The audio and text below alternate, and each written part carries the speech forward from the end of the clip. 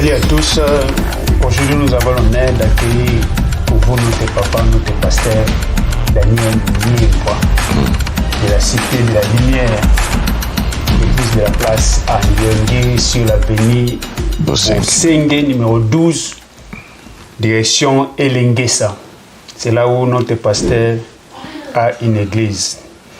Alors aujourd'hui, nous allons parler un peu sur le Tchibao, parce que nous avons beaucoup de conflits, de problèmes de couple. Alors, tout le monde qui tout le monde c'est Tchibao, parce que la question est tout le monde, surtout au milieu congolais, te belé bazo le bela Tchibao et ça m'a bien souvent le beza bien ça m'a bien. Alors, nous voulons un peu tout le bela tout na question fait que pasteur éclaircir biso c'est quoi Tchibao, c'est quoi l'importance de Tchibao.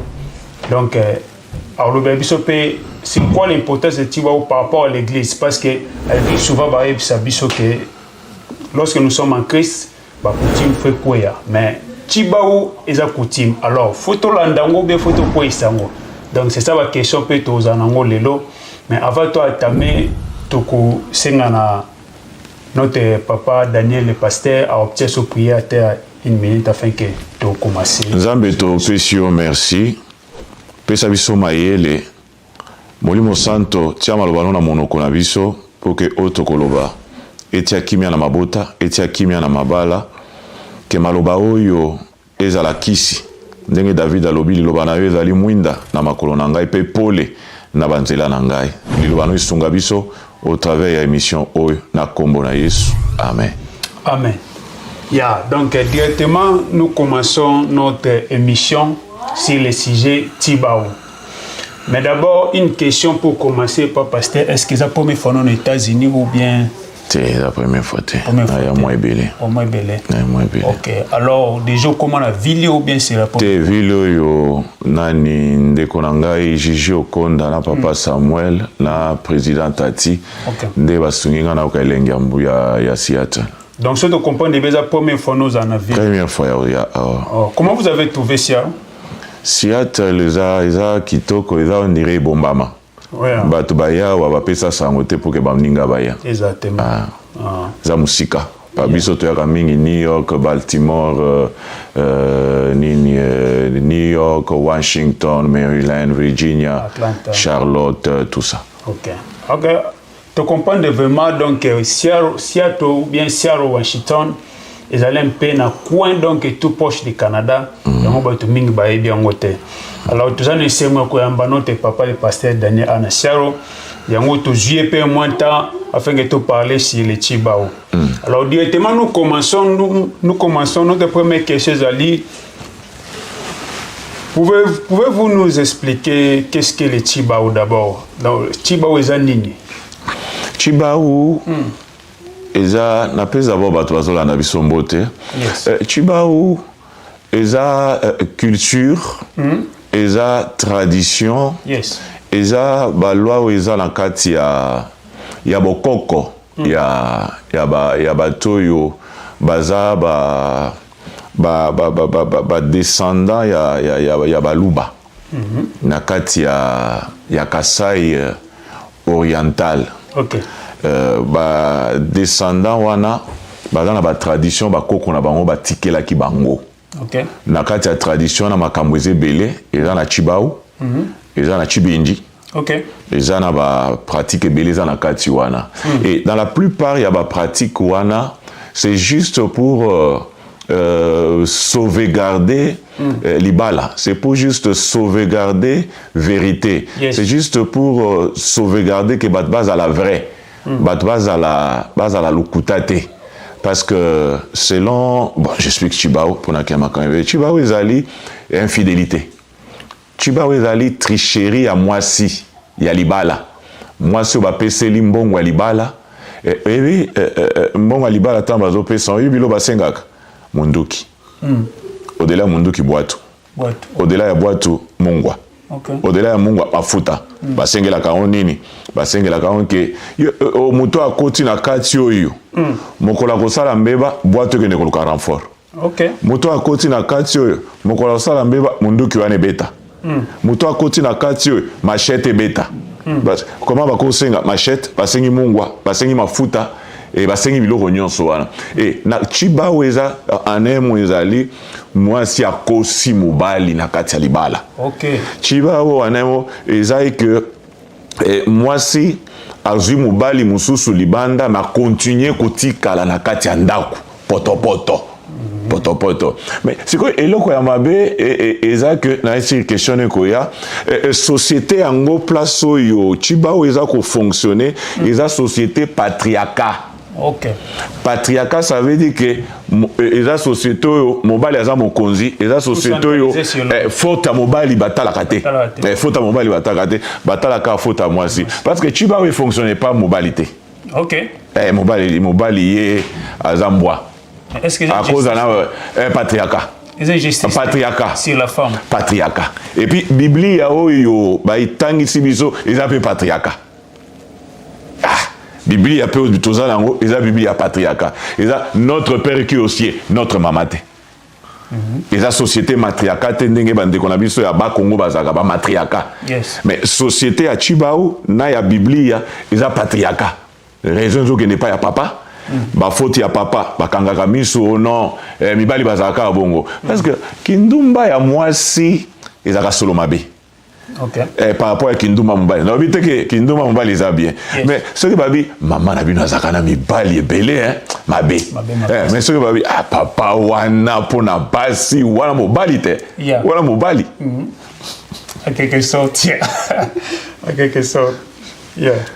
Donc tu comprends ne pas Chibao en un mot, c'est l'infidélité. C'est ça que le pasteur a dit.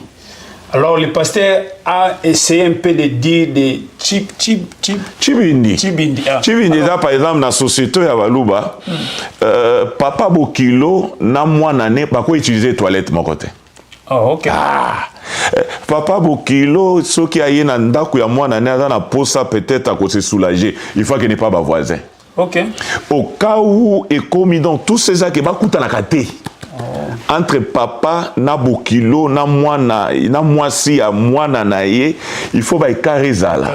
Et Chibini zali ba faute grave par rapport à la tradition. Mais ça cause quoi si ça arrive que Respect. Bah tiens bon pour la respect. Mais il n'y a pas de conséquences.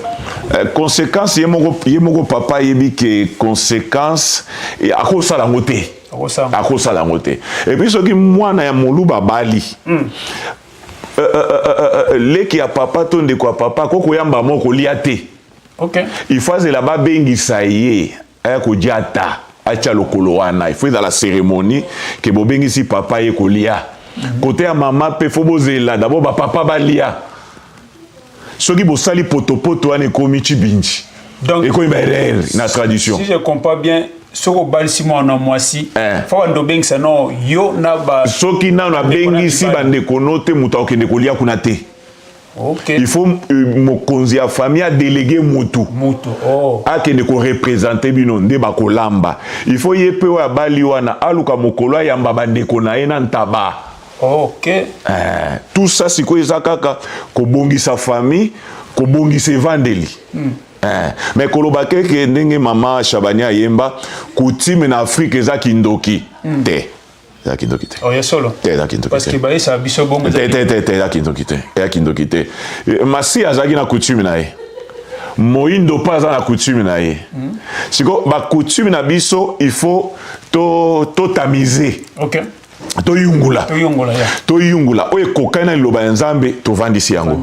Donc ça doit passer au crible de l'esprit. Okay. Au crible de la parole de Dieu. Ndenge ba théologien balobaka. Koyungula. Oye za nzambe te to boaki yango ndenge Thessaloniciens zoloba ne méprisez pas les prophéties mais examinez les prophéties, retenez ce qui est bon et rejetez ce qui est mauvais. Coutume pesa ndenge wana to boaka coutume nyonso te mais coutume to moni ete ça va to garder yango en conformité na liloba ya nzambe parce que on dirait chiba dans la Bible. Bon, avant de commencer, parce que namoni parce que fongola mo biloko ebele.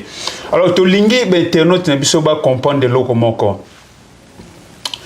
Chiba ou conséquence nango lobi munduki wa pesa na libala wana faut intervenir. Alors quand on voit une arme, on voit déjà il y a la tuerie, on voit quelque chose comme ça. Mais alors on a des conséquences à Tibao, mais ce que le Tibindi, ce qui est, ce c'est commettre à tourner salami à Tibindi. Alors, il y a une conséquence, avant qu'on a la conséquence, bah, que la réparation. Réparation, ok. Moi, je suis à Sali Tibao, bah, tout la maman, au Tambolindeni, maman.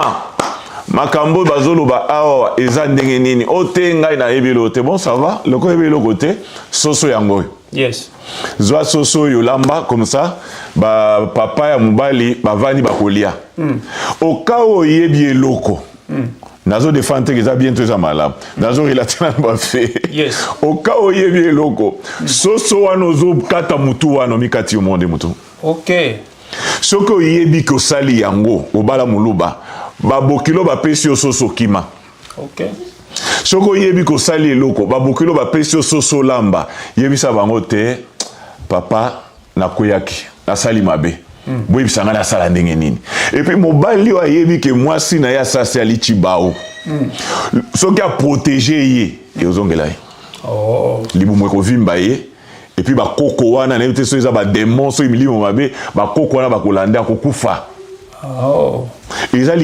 eza masekite eza soki déjà au côté na tradition wana mi protéger zala maka au cas où sali Tibinyo la réparation ezali neti pa baluba babali yo okangi biloko na yo kei Tibindi okokende te moi si alibala mobali ndako kanga biloko aketika yo oh mais yo kokanga biloko to bimi na ndako kei okela lepa na bino te pozonge komi cérémonie. Ah, bon ce qu'on a ka oyo tozomona na Occident awa la plupart ya baba si bazo benga mibal na ndako. Na na kawana tolobani. Na kawana babomi déjà tradition bakoko na bango. OK. Est-ce qu'il y a une conséquence par rapport à ça? Conséquence ezali du point de vue spirituel, là du point de vue à évangélie à batu conséquences ezali. Conséquences ezali était à venir à moi na moi ezali bala. Yeah. Conséquences ezali était au bato mokili babaka karma ekobeta yo. Conséquences ezali était société kokoma mbilinga. Société kokoma ma valeur ya ko transmettre pas ya bana tokozana ngo susute. Bana bakozana reperte ke libala eza nini, libala ba se comporta ka ndenge nini. Moi c'est libala ba limite neza wapi. Bakoyeba te. OK. Tozana pédagogie ko pesa bana ta enseignement ya ko pesa bato parce que biso tokoleka. Biso tokokufa mais soki tradition moko ezate culture moko ezate to komi ko vivre sans culture acculturé tozana ba valeur o tozana yango ya vite donc to bana bakozala ba oyeba te batambola ndenge nini to simbi pena wana na ebi yo pena ndako soit na musala je ne sais pas si que zomio au comprendre bien ndenge pasteur Miki ko expliquer ko faire comprendre est-ce que il y a l'origine est-ce que Tibao ezana origine. Mais où c'est pas bakoko ya baluba bato sanga lubang est-ce qu'il y a une oui sanga lubang non bato sanga lubang donc parce que nzambe pe baluba bana comme babenga kai vidi mukulu eza nzete moko boye ya ndenge musutu vidi mukulu musasa wa mesunkama donc aza eloko mo dans la misusa amonaka nyonso donc bakoko na biso tango mutu bazoya ko évangéliser bakoko na biso tozo ba ke batana nzambe te bayebaki nzambe. OK. Batana ba pratique ya bonzambe mais koyeba ke Yesu Kristo ayeko kufa pona biso tango so bayebaki te mais africain nyonso atana ba valeur ya bonzambe so ili kambuzi bango ba ke no chalu sanzu ba okene ko na lingala babenga ka nini donc okene ko loba aki alobi bino bat bozol sala mwana nanga mabe mwana zobela akobima kombo ko ya vana sisa akobima akekobelela aobelela non bino bat bolimbo bomelanga mwana botika mwana nanga ebili kamute mwana nanga boy pe mwana likambo ngo esili donc l'africain yemoko pazaki na ba valeur ya bonzambe na ba valeur ya koyeba nzakomba bayebaki ye déjà avant mundela ya. Okay. Mais biso siko foi na biso eza basé bakoko na biso bazo kota na kati ya tradition te parce que biso le quoi tondimeli Yesu bakoko na biso selon la foi et comme ba patriarche Abraham, Isaac, puis Jacob. Mais cela ne fait pas que tobosa na côté tobuta. Cela ne fait pas que tobosa na kitu na biso kinga na zambunza, ngana za mungala, kinga na za mutaboy. Mais na kati ya ba tradition na biso il faut to yungula. Oui, kokani na foi biblique te. En tout cas, to simbi makasi yango photos a toujours na mikolo na communauté, mikolo na mboka o ba la biso nzela parce que mon pasteur lobby est très important. Toujours que na berere mingi parce que to koma que biso tozana Jésus toza sur mamba ya coutume na biso te to landela ngo soute. Or le pasteur expliquait clairement il y a des coutumes ko garder. Oui, netinga en tant que mobile, na soutenir chiba wana. Okay. Et puis, moi, c'est à Bali, moi, c'est que non, moi, c'est que ça gâté, bah là, mais ça va tout ça.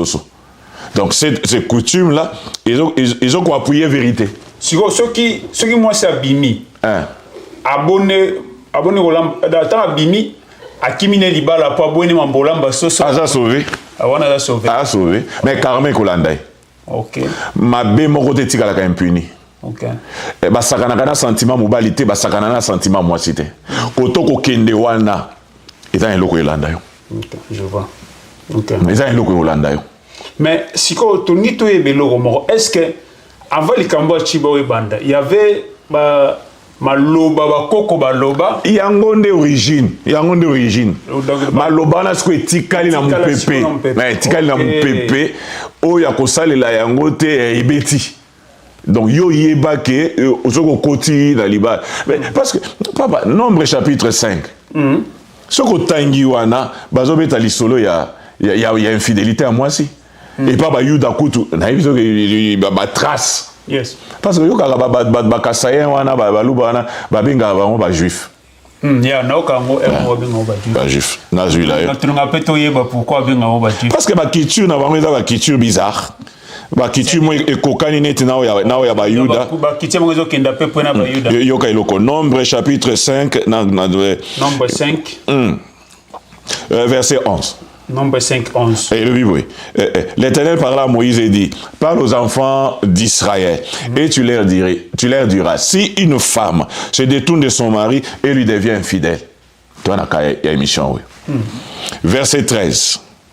Si un autre a commerce avec elle et que la chose soit cachée aux yeux de son mari, si elle s'est souillée en secret sans qu'il y ait des témoins contre elle et sans qu'elle ait été prise sur les faits à Bombi, et si le mari est saisi d'un esprit de jalousie, a des soupçons sur sa femme qui s'est souillée, ou bien s'il est saisi d'un esprit de jalousie, zou est salié, et des soupçons sur sa femme et qui ne s'est point souillé, cet homme amènera sa femme au sacrificateur. Apportera en offrande pour elle 1/10 de feuilles de farine d'orge, il n'y répandra point d'huile et n'y mettra point d'encens. Va prévoir paix et solution, car c'est une offrande de jalousie, une offrande de souvenir qui rappelle l'iniquité. Le sacrificateur le fera approcher et la fera tenir debout devant l'Éternel. Verset 17. Le sacrificateur prendra de l'eau sainte dans un vade, et comme cérémonie. Il prendra de l'eau sainte dans un vade de terre, il prendra de la poussière sur le sol, et comme abbé. Il prendra de la poussière sur le sol du tabernacle et la mettra dans l'eau. Le sacrificateur fera tenir la femme debout devant l'Éternel. Il découvrira la tête de la femme et lui posera sur les mains l'offrande des souvenirs. Et comme il est et l'offrande des souvenirs, l'offrande des jalousies, le sacrificateur aura dans sa main les eaux amères qui apporteront la malédiction. Le sacrificateur fera jurer la femme et lui dira: si aucun homme n'a couché avec toi ici, étant sous la puissance de ton mari, tu t'en es point détourné pour t'essuyer, ces eaux amères qui apportent la malédiction ne te feront point funeste. Yes. Mais si étant sous la puissance de ton mari, tu t'en es détourné et que tu t'es soit souillé, si un autre homme que ton mari a couché avec toi, et le sacrificateur fera jurer la femme avec un serment d'imprécation. Eh bien, imprécation? Au pète le salaki. Babi pète le temps, babi c'est que yo pose il fait des imprécations. Voilà, na etika le koyebe de soki na yebe na kufa. Donc des imprécations bazolo ba. Et lui dira que l'Éternel te livre à la malédiction et à l'exécration au milieu de ton peuple en faisant dessécher ta cuisse et enfler ton ventre. Ah, et comme abbé. c'est-à-dire que mopende na yo ekauka libumu evimba ka ndenge biloko baluba wana esalaka nayite soki baluba ngo ntango nani na oyo abimaki na Salomon nani la reine de Saba. Naïte ce bako ba reine de Saba nde bayaki na mbushima itonde bayaki na Kasai parce que makambo nde ko makaso ki moi soit elibumu ko vimba des histoires compliquées et ça na kati ya awa et que ces eaux qui apporteront la malédiction entrent dans tes entrailles pour te faire enfler le ventre et dessécher la cuisse et la femme dira amen amen amen. Le sacrificateur écrira ses imprécations dans un livre pour les effacer puis les effacera avec les eaux amères. Pratique. Mouyouda nyon soyebi ke batrichakate. OK. Pratique. Que muto akosala boye soka ke kuna bakomelise maya bololo. Mopende na yeko kauka libumu ko vimba. Et théologiquement et linka koloba ete c'est même les défis oyoyo problème on kolo azaki na ngona batu ya mokili. Beaucoup de fois zakobenga Israël azan infidèle. Israël a bossani kolo na ye. Ngomba yebi kolo na ye, mbwa yebi kolo na ye, mais Israël a bossani ngai infidélité. À cause de infidélité, Nzamba tinda osé. Akino bala mwasi andumba. Akino bimana mwasi andumba. Bible. Et là comment encore Nzamba tinda osé abota bana mibale na ndumba. Sanctification et ça tango sali onza malobi. OK. Pas moral. Le fait que ce que oza boy ko bimana moi c'est andumba wana asumuki et ça sanctification. Yeah. Ce qui a bimina et ça sanctification. C'est que Dieu est au-delà de la loi. La vie au-dessus de la loi. Loi mon côté fait bon ma vie, loi mon côté fait baby sa vie. Donc c'est tout simplement pour dire il atteint des prophètes avec une pédagogie que bimana moi c'est andumba wana botana e mwana. Ou botine mwana pour la qui sa relation au Israël azana yango nangai.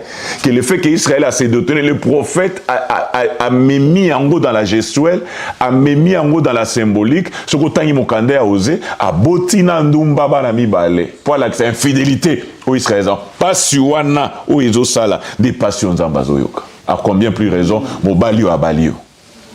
Mais si on saute vite comprendre, est-ce que le Tiba a évolué avec le temps ou évolué? Évolué. Au coup kozala a ozo mikosa mais makila. Makila ozala yango eza makila outi utabakoko na yo. Makila egangaka. Eza bitumba musu ya réclamation. Faites un effort de réparer parce que la repentance c'est la route qui amène au ciel. Yeah. La repentance c'est le chemin du ciel. Sans repentance okobongate. Yeah.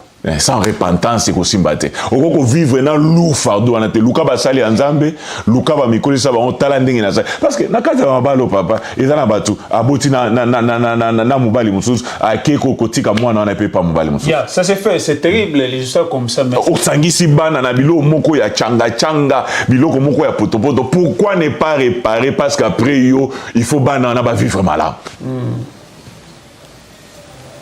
Mais si tu comprends la Bible dit que il n'y a plus ni juif, ni grec, ni femme, ni homme. Nous sommes tous un à Christ. Dans le contexte, tu comprends qu'il y a une évolution. C'est évolué, Bible évolution. Et Bible, et tout ce qui n'est pas dans le contexte est comme un prétexte. Donc, dans l'interprétation, dans l'écriture, Luka oyeba baloba ki likamwana po na nini. Est-ce que ça par rapport à salut? Est-ce que ça par rapport à l'église ou bien ça par rapport à nini? Il n'y a ni juif, il n'y a ni grec par rapport à salut parce que Jésus-Christ a été pour établir royaume na Jésus-Christ a été parce que le mot ecclésia on va chez les Grecs, mais chez Nakatia conception araméenne parce que Yesu a koloba grec, Yesu a côté en araméen. Okay. Na araméen. Mais na ndenge araméen, ecclésia eli koloba famille. Okay. Ecclésia eli koloba famille o Yesu a na katikati biso toza tout autour na ye. C'est lui le noyau. Nous sommes à la périphérie. Et na kati ecclésia juif azate parce que toza libota monko sauvé par le Seigneur, nous faisons partie dans royaume monko. Mais dire que ba coutume na biso nyonso to tiki yango mais c'est quand on est komitango libala pourquoi boya kana ba liste? Pourquoi bagano biso toza ba na nzambe to fanda ka ndenge wana? Pourquoi dans kati mboka o ba pese la dot? Pourquoi ne pas dire que non ngai en tout cas biloko akutima lingi ngote mobali nanga ko ayaka ka to vanda ka bongo. Mais si on peut bovandi bon, il y aura des conséquences. Parce que nous sommes sortis de quelque part. To simbi wana penandenge papa na biso Daniel Niembo anazo rappeler bino azali pasteur église Cité de la Lumière na Ngere. Ceux qui ont visité Zawana na Bosenge numéro 12 na direction ya Elengesa. Alors bien aimé toujours continuer awana papa pasteur a me expliquer biso pour to comprendre réellement Tibao ezani ni pendengeni etambolaka.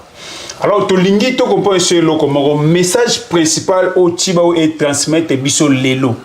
Eza pena nini ko sakana ba sentiment muninga te. Ko sakana ba sentiment. Ko sakana sentiment ya muto lungolio na vie à 5 na bande. Yeah. Liba les a passé. Marché Liba les a saturé. Na marché Liba attend les a saturé muto azuyo. Okomi madame tel. Ba pesio valeur na kati ya société. Ba obengo na musala madame. Oza sous jeune fite. Oza ntelanté la te. Oza te lelo lali koto, lobi lali koto. Lelo ba lungoli koto, lobi ba fungoli koto te. Ozana mutu na yo oya vanisa kwa zo ko épargner na ba infection zo ko épargner yo na ba maladie ndenge na ndenge honorer Tibao ezo ko combattre basio balin ko honorer mibali na bango te mais parce que il faut tout ça permission pour te lever la paix mibali parce que Tibao eza na toza na société patriarcat parce que mibali pe ba couper ma dofolo bazali et mibali pe ya mboko baza ba bête wifi na ezanga code Wi-Fi passe au des athées. Ça c'est la vérité. Mais ce que moi na batoazo banga Tibao mi bombi yo no ya ko tikele malade. Moi na batoazo banga Tibao mi bombi yo ndoza bête si ya tellement bimba na kati ya maboko na yo ya vanda zoba na yo mbwa na yo avanda wana zelaka yo mais yo pe ata Tibao wana beta ka ba mama yo pe za na loko ko beta yo. Mais siko oloba nini pona bandeko basi oyo peut-être bako s'épargner ko kima ko bala mobali oyo azana kati kutima Tibao pona ko banga que un jour sera bimili banda ememele ba problème. Awana il faut négocier na plan ya Nzambe. A négocier na schéma calendrier on Nzamba chapo na vie na ye aye ba ete muto yazo kima na tande mutam sune muta vie na ye. OK. Parce que na makambo yo mosali eza que likamusu yoko kanisa ke eza erreur nzoka eza erreur te yes biso nyoto yebi ke tango Jacob apesi ye Léa tobi eza mwasi na ye te il fallait pas esa mabongo mais tango ofungoli Bible bani kotala Léa yango asala nini Rachel yango asala nini nde komona ke mwasi oyo bazala kokanisa ke nde mwasi ya erreur nde abota bana malonga mwasi oyo bazala kokanisa nde mwasi ya erreur nde bisika Levi abima nde bisika Juda abima o baza ko kanisa nde mwasi nde fallait ba pesa ye abotika mibale Joseph nandeko na ye Joseph sur le plan ya lobiko boy zéro mais mwasi oyo ba pesa ki nzama koko sama kamusozo kasani te erreur c'est ce qui était prévu exactement vandala Léa na Léa wana kobotelo Juda tata banganga nzambe Léa wana tata ya ba konzinyoso Léa wana kobotela yo Levi tata ya banganga nzambe nyonso bisika Aaron abimi bisika basali babimi Juda bisika ba konzi babimi et c'est très important tena Jésus-Christ donc yoko quand c'est erreur on a senté na tikate bala mwana wana on a senté na tikate tanzo na ko senté wana mwana moko akobima wana parce que na Bible ka infidélité ezali Yesu ba memeli na Jean chapitre 8 moi si mon ko ba attraper en flagrant délit mais mobali wana za wapi c'est ça parce qu'en flagrant délit botiki nani mbunja mabe botiki ekuna boyeka na mwana bato amitiki mbunja mabe akimi bolimbo bambaye mabanga parce que na coutume ya bayuda muto bakangi na infidélité il faut ba bola ye mabanga akokufa par lapidation ya mabanga ne babomaka Etienne wana pou ti bakundi yo na kati ya mabanga David pe na Bathsheba mwana bato azo sukola mokonzi aluli nayebi basi bazana ba force moko soki otelemi makasi tokei Ça c'est OK, surtout na mboka na bino ya ba malili oyo. Oboliaka mungu makasi, oboliaka biloko mafuta makasi, soko za discipliné te. Oyaki en tant que pasteur ndenga na yeboy, natikali. Ça c'est vrai. Natikali. Bano batambola mituka minene ya nyongo. Azwi yo wana yo kanza oye bateka sombi yango na nyongo. OK. OK. Pasteur, carte nanga yango ya. Si tu peux faire les achats. Yo kanzi carte wana. Donc mbongo azoli so wana nyongo. Donc ne jouez pas avec les sentiments des gens. La Bible a David. La Bible a kutunani Judas. Arina koteka batona ya bokonzi. Likolo kaka ya infidélité, il y a infidélité, bâton bokonzi ekei, caché na ye ekei, ba objet na ye ya bokonzi ekei, kindumba eze loko moko yo mwasi na mobali, basa le fort, batika yango po batia semence moko ya malamu na bana na bango. OK. Est-ce que c'est impossible qu'on inclue peu mobali na kati chiba au présent? Ko réviser un peu. Ba réviser raté. Ba koko batika mo bon. Ba koko batika yango. La vie société za patriarcat. Ba ko réviser tant hote. Même Bible, moi Jean chapitre 8, on amena vers Jésus une femme attrapée en flagrant délit d'adultère. Mobali azawapi. Ye nani yokozuna wana azawapi. Ye nani mujama be wana azawapi. Gangster wana batiki moi société patriarcat ko basi ba lo ba keze justice contre bon tokuta yango bongo tokuta yango bongo mais moi si on se comporter malamu mosali alamu kaka na tongo azo sambela pona banana ya se garder ko la futaka ça c'est vrai. Ko la futaka ye. Yo ozo sala biloko na wana a cause ya Chibau, onyokola ka mwana batu tout ça ya tikali fidèle pa na yo, mais yo zande mutambula mpimpa. Yo zande kotia oke koto ozo meka mulai mukuse ndundu meti ozo kene kuna récompense kozala parce qu'à chaque fois que muto asumu kaka azane loko perdaka. Ça c'est vrai. Ça c'est vrai. Ça c'est vrai. En tout cas, Toyoki Ndenge, notre papa a développé biso na mon live vraiment marambonyo setali chiba. On a vu que Osimbi et l'Omoisa très important na kati na onyoso alobi. Mais tolingi to baksa mutuna mo rapidement papa. Siko chiba ezaka ceux qui va pesi dot ou bien ata ceux qui deux personnes va vendre ensemble ça va foutre dot. C'est ça va pesi dot. Ça va pesi dot. Moi tu peux faire ma guide. OK. Mundu ke pesa wa kiti. Mungu abasenga kiti. Basenga ki ba mungu abasenga ki ba biloko ndenge na nge esi basenga ki yango nde eluka makam. D'autres nde ezo sala eluka makam. Biloko basenga na d'autres. Bo respecter tradition. OK. Vous respectez tradition, vous pesi nigno. Mais musu pezali okoko kosela muluba mwana te. Ezana combo ou bien ezana kate. Ezana combo te mais ozu mwana no boti libando ene na ndako. Yes. Ndako ane baby. Oh. Ndako ane baby. Et puis même la tradition au patriarcat, mobali a trichaka. Soki azongi, mwana fo abela sanga. Oh. Maladi kokoma kana kati ndako pulu mwana komi na pulu ou eza ko défier ba diagnostic médicaux. Pulu moko soki na ndako wana mama bokilo azali omona ka mama ko ngoseka esi yo kaka ayebi Chantal mobile na yo moite mobile na yo moite ke papa kendaki voyage mokolo ka papa zo kota na ndako bana babandi kobela mama bokilo keningi saka mutu abia papa za matata papa za matata mais akoboma libala mwana na été parce que mikolo ekomi moins de pépin ba mama bokilo nde ba boma mabala divorce ko makasi divorce eza pota divorce eza pota peu importe ba raison divorce eza pota mais na lobi pété que non il faut kaka kotika na kati ya libala te eza na mabala mosusu ekomi poison. OK. Mardi babuki loboko tolobi non le Seigneur a dit j'ai le divorce bo vanda. Tokomi vendredi babuki lokolo. Tobi non supporter kaka vanda. Tokomi après 2 semaines abuki au colonne vertébrale. Mama bima. Ça c'est dangereux. Bima oh mobilité bima na to sauver vie non parce que la vie est au-dessus de la loi. Yesu ba memelie batu tala ba ekona ba lié mokolo ya sabat. Ba sokoli maboko te. Abi ko mama botanga te. Nathan souverain sacrificateur Abiatar, David na batune bakota na lié saint, balia ba peine de proposition, ange aliwa boma bangote. Pour vous dire que moto basal sabat et salama pour la moto. Moto salama pour la sabate.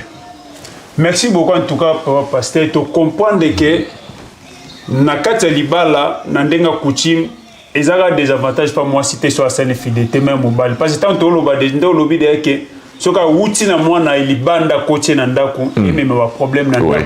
Donc to comprendre que comme papa ndem tu na ndenge na biso papa ndem ta pouvoir la famille alors c'est lui qui prend charge aux obasoy à moi nyonso eza déjà ils allaient comme conséquence sur juillet comprendre dépendant wana to simbia ngo makasi alors to kumisi nzambe pona présence na yo to kumisi nzambe pona ba réponse au pesi biso ezalaki kitoko makasi na ebité message nini oza nango oko lancer le sous pona communauté congolaise mobimba communauté congolaise déjà que gardons ba valeur ya côté to outi toyo kisa Congo sonité na kati ya mboka ba ke toza bato ya valeur na musala zala muta ba valeur moyibité tricherité infidélité te zalande mutu ya ba valeur aza mutoyo bisika nyonso azotambola bazoloba ke non mutoyo papa oyo na musala azosala tozomona ke éducation na eza bien culture na eza bien parce que culture na biso ba congolais eza na ba valeur ya bien inakati toza na fraternité toza na oba africain nyonso bazaka nango solidarité mutu aza na likambo osungiye mutu aza na problème osungiye ba valeur wana to garder yango toloba kaka te ke non tokomi kosambela non na ba valeur ya bokristo peza na Matthieu chapitre 5 Matthieu chapitre 6 Matthieu chapitre 7 bazobenga en béatitude heureux ceux qui ont le cœur heureux ceux qui ont le cœur pur heureux les pauvres en esprit tant ba omema bino devant ba tribunaux tant ba osala bino boye ngai muna kosunga bino ngai molimo nzambe ekoya na munoko na bino ekolobela bino ba valeur wana ya Matthieu 5 Matthieu 6 wana ce que mon Christ ya solo il faut manifester en peu importe ma belle bisika yozali en tout cas vraiment nzambe apambola bino pasteur alors tonga to sous moi petite question avant aussi ces missions biso parce que comme vraiment soka déjà je signaler biso tonga to bandengo lobi soki la vie peut-être de la femme est menacée à cause ya ba ko blessé etc. Alors ceux qui vont pécher conseil à Bima alors est-ce que Aro se remarier encore? Oui.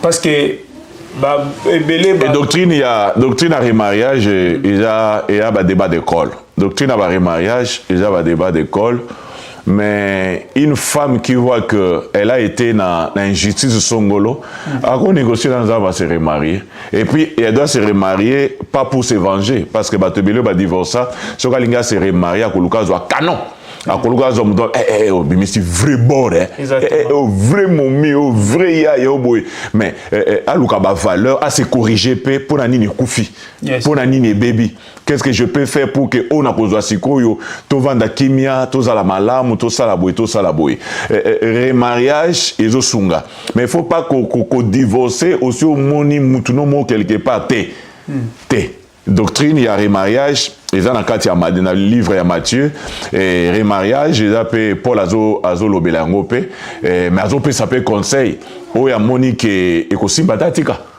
atika parce que ba erreur oyo mutu akoboya ko se remarier akosala tant se kokali na ba erreur oyo mutu abali akosala te a se remarier akosala te.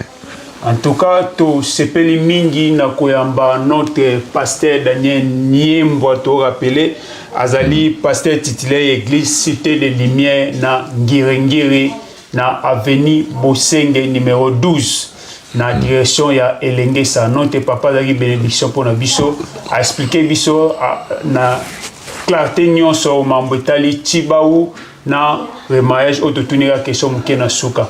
Alors, ils allaient qui première fois les lots tout yamba papa, mais je sais que ce n'est pas la dernière fois. Tu vas un sous pour n'a pas si j'ai me sous afin que tu profondeur des connaissances paix aux alliés boyebi ya biso, ya culture na biso ainsi que la Bible. Tika Nzambe a pambola bien été passé sur OP ça moi mon message soit je ne sais pas mon bon message est que to sepeli o ya za na église attaché to za na église moka kitoko awawa Open Door. Amen. Église, l'Amérique, la plupart des églises au Kotaboye, Mukishazo Kitade, okota boye bilima bazokita na salte bichebe ya molimo ozoyoka ke elengi akoza na église eza ebele eza te pasteur ayaki aza na nguya kayu awa ekomi ondire mboka ya Egypte o pharaon azosalisa bato babrique mais muyuda otikalaka muyuda soki oza na église atage te toinvite yo oyepa Samuel Kalonda na open door kuna na Kent kuna église kitoko présence de Dieu zali bolingo ezali kozanga te nzamba pambola yo et on se voit bientôt. Merci beaucoup.